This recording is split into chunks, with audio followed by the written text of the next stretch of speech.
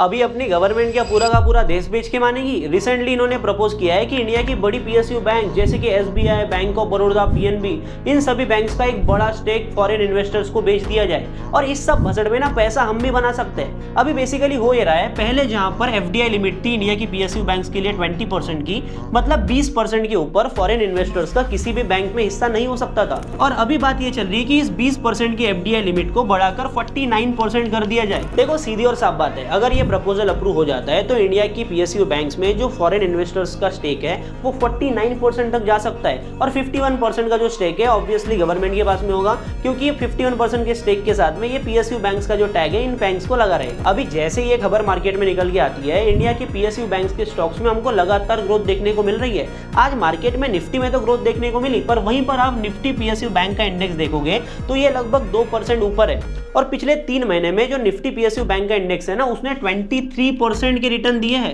वहीं पर मैं निफ्टी 50 की बात करूं तो पिछले 3 महीने में मात्र 4 से 5% ही रिटर्न हमको देखने को मिले। अभी एनालिस्ट का एस्टिमेशन है कि अगर इस प्रपोजल को अप्रूवल मिल जाता है तो इंडिया के पीएसयू बैंक्स के सेक्टर में पूरे $4 बिलियन का एफडीआई इनफ्लो देखने को मिलेगा और अकेले एसबीआई की बात करें तो यहाँ पर $466 मिलियन का इनफ्लो देखने को मिल सकता है। अभी ऑब्वियस सी बात है, इंडिया के पीएसयू बैंक्स के स्टॉक्स में इतना बड़ा इनफ्लो आएगा तो इनके वैल्यूएशन में हमको अच्छी खासी ग्रोथ देखने को मिलेगी। मतलब आने वाले टाइम में यहाँ पर इन स्टॉक्स में हमको तगड़ी ग्रोथ देखने को मिल सकती है। देखो अपन इंडिया के प्राइवेट सेक्टर बैंक्स की बात करें तो यहाँ पर एफडीआई लिमिट है 74% की और पिछले 5 सालों का अपन ट्रैक रिकॉर्ड देखते हैं तो लगातार इंडिया के पीएसयू बैंक्स ने प्राइवेट सेक्टर बैंक्स को आउट परफॉर्म किया है। और रिसेंट डेटा के अकॉर्डिंग इंडिया के पीएसयू बैंक्स की जो क्रेडिट ग्रोथ है वो प्राइवेट सेक्टर बैंक से कंपेयर में काफी ज्यादा मजबूत देखने को मिल रही है। देखो हमें एक बात और समझना पड़ेगा कि आने वाले टाइम में आरबीआई रेपो रेट कट कर सकती है, क्योंकि अभी के टाइम पर अपनी सीपीआई इन्फ्लेशन काफी ज्यादा कम है और इन केस आने वाले टाइम में हमको रेपो रेट कट देखने को मिलता है तो इसके चलते इंडिया के पीएसयू बैंक्स में और भी काफी तगड़ी ग्रोथ देखने को मिल सकती है। बाकी मैं अपने पोर्टफोलियो की बात करूं तो मेरे पोर्टफोलियो का सबसे बड़ा एलोकेशन जो है वो इंडिया के पीएसयू बैंक्स के स्टॉक्स में ही है। 2 स्टॉक्स मेरे पास में, आप कमेंट में ट्राई करो उनको गेस करने का। बाकी आपके पास में कौन से पीएसयू स्टॉक्स है